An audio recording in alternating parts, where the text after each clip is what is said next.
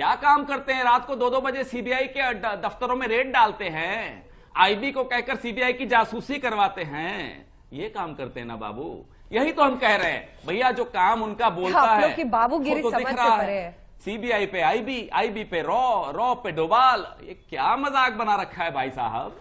क्या मजाक बना रखा है संबित भाई साहब? 70 साल में अटल जी की भी सरकार थी, आपने तो उनको भी गाली दे दी। मैं बताता हूं, रुक के बोला करिए। अरे 1500 गाँव में बिजली थी, 6 लाख। सुनिए पवन जी, जब आजादी मिली, जिस आजादी में आपका कोई योगदान नहीं, वो भी याद दिला दूं।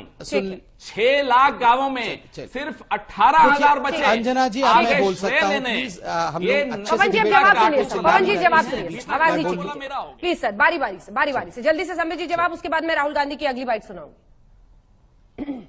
काम क्यों नहीं देखिए दिखता? अंजना जी, ये जो कांग्रेस वाले कहते हैं ना कि अंजना जी, ये जो कांग्रेस वाले कहते हैं ना कि 70 साल में हमने इतने लाख के गांव में बिजली पहुंचा दी, तो मैं बार बार इनको कहता हूं, तो क्या मैं गुफा के अंदर पत्ते पहन के बैठा रहता 70 साल तक?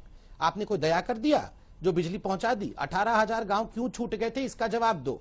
जो दुर्गम गांव थे, जो डिफिकल्ट प्लेसेस थे, जिनको आप लोगों ने सोचा कि वोट बैंक की राजनीति के लिए वहां तो बिजली भी देने की आवश्यकता नहीं, वो क्यों छूटी हुई थी, इसका जवाब दीजिए। और दूसरा, आपने कहा नहीं, आपने कहा ना बाबू बाबू बाबू बाबू, इतना कुछ कहा नहीं। मैं बोलता हूं ये जो बाबूडम है आपका, गांधी फैमिली का बाबूडम, नेहरू जी के बाद इंदिरा गांधी के बाद राजीव गांधी के बाद सोनिया गांधी के बाद राहुल गांधी, ये क्या बाबूडम बना के रखा है भैया? ये बाबूडम नहीं चलने वाला है, जनता का राज चलेगा, जनता का राज। ठीक है, ज्यादा बाबू बाबू बाबू बाबू मत करिए। जनता का राज चलेगा, किसका राज चलेगा? लेकिन धर्म के इर्द गिर्द जो राजनीति हो रही है उस पर राहुल गांधी ने, आप ही के अध्यक्ष की बात सुना रही है। छोटा सा जवाब जल्दी से सर, पवन जी एक लाइन में, आप अपने अध्यक्ष की बात नहीं चलने दे रहे। एक लाइन में तो जी जरूर। जी नहीं ऐसा नहीं है। ये जो इनका काम बता दूं मैं, मेक इन इंडिया का जो शेर है ना, लोगो, ये भी स्विट्जरलैंड से लाए। ये है इनका काम, नाम है मेक इन इंडिया। अच्छा। लोगो लाए स्विट्जरलैंड से, एक घड़ी बनाने की कंपनी से चुराया। भाई साहब ऐसा तो ना काम करते तो अच्छा था। देश का अपमान तो मत करिए बाबू। अब आपने छेड़ दी ऐसी, अब संबित जी का जवाब लेना पड़ेगा। अब तो आना ही पड़ेगा अंजना जी, मुझे भी। अंजना जी, मुझे तो वो दिन याद आ गए। अंजना जी, मुझे तो डिबेट के वो हसीन दिन याद आ गए। आपको याद होगा जब उत्तर प्रदेश में चुनाव चल रहा था अंजना जी, आपको याद होगा, आप भी खड़ी थी, मैं भी खड़ा था, शायद शोभा ओझा जी थी, जिस समय अचानक राहुल गांधी जी ने कहा कि अरे ये मेक इन इंडिया तो होना चाहिए, मैं तो देखना चाहता हूं कि मेक इन लखनऊ पतीला और खर्ची हो। और जब व्हाइट हाउस में मिशेल ओबामा खाना बनाने आए तो पतीला देख के कहे wow, make in Uttar Pradesh, make in Jhabua.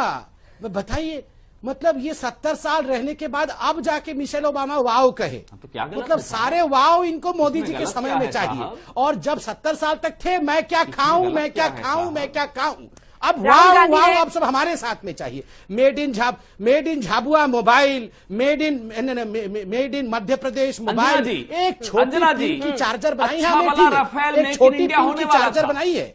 अच्छा भला रफेल मेक इन इंडिया होने वाला था। नहीं, पैसा कैसे आता, कैसे पैसा कमा लेते अनिल अंबानी के माध्यम से?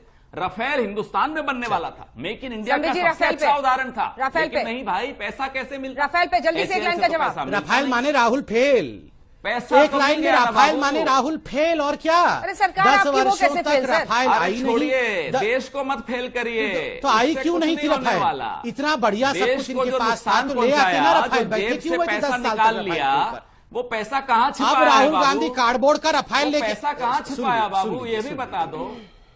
ये कहाँ छिपा है? अनिल अंबानी के पास छिपा है, विजय माल्या के पास छिपा है, नीरव मोदी के पास छिपा है, पवन जी जवाब सुनिए सर, कार्डबोर्ड का राफेल लेके ललित मोदी के पास छिपा है। भैया छिपा किसके पास है? ये कहाँ जवाब देंगे? हाथ में कुछ उठा लिया है संबित जी ने, देखिए पहले। अरे संबित जी ने हाथ में कुछ उठा लिया, नहीं वो, हाँ वो कार्डबोर्ड का राफेल लेके राहुल गांधी घूम रहे हैं। अरे हिम्मत होती तो असली राफेल लेके 10 साल में। चले हिंदुत्व के मुद्दे पर कैसे राहुल गांधी ललकार रहे, एक बार जल्दी से सुना देते, देखिए चले जाना था। राहुल गांधी क्या कह रहे हैं, जल्दी से ये दोनों बातें उनकी सुनाइए जल्दी से। ये जो बीजेपी के लोग हैं फ्रैंकली हिंदू धर्म की बात करते हैं, ये हिंदू धर्म को समझते ही नहीं है। इनसे बेहतर मैं समझता हूँ हिंदू धर्म, ये नहीं बोल रहा हूँ। हिंदू तो कोई धर्म नहीं है, सच बोल रहा हूँ, हिंदू धर्म ही नहीं है सर।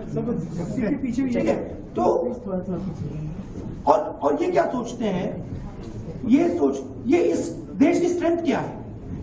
इस देश की स्ट्रेंथ आप सब लोग,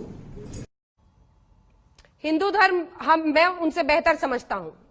संबित पात्रा जी वो कह रहे हैं, जो हिंदुत्व के नाम पर आप सोच रहे हैं कि पॉलिटिक्स चमका लीजिएगा, अब आप ही के खेल में आप ही के तरीके को अपनाकर वो आपको मात देना चाहते हैं। संबित जी, नहीं, वो तो हिंदू धर्म समझते ही हैं, तभी तो 2008 में कहा था ना कि हमें हिंदुओं से ज्यादा खतरा है, एलईटी से खतरा नहीं है।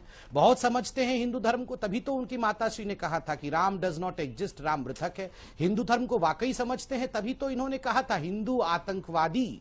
हिंदू धर्म को बहुत समझते हैं, तभी तो पानी पी पी के हिंदुओं को कोसते हुए कहते हैं हिंदू पाकिस्तान, हिंदू तालिबान, गंदा हिंदू राम मंदिर चाहता है। कितना हिंदू धर्म को समझते हैं कि अभी शिवलिंग और चप्पल की बात थोड़े दिन पहले कर रहे थे। देखिए, इतना हिंदू धर्म को समझने और सोचने की कोशिश मत करिए राहुल जी।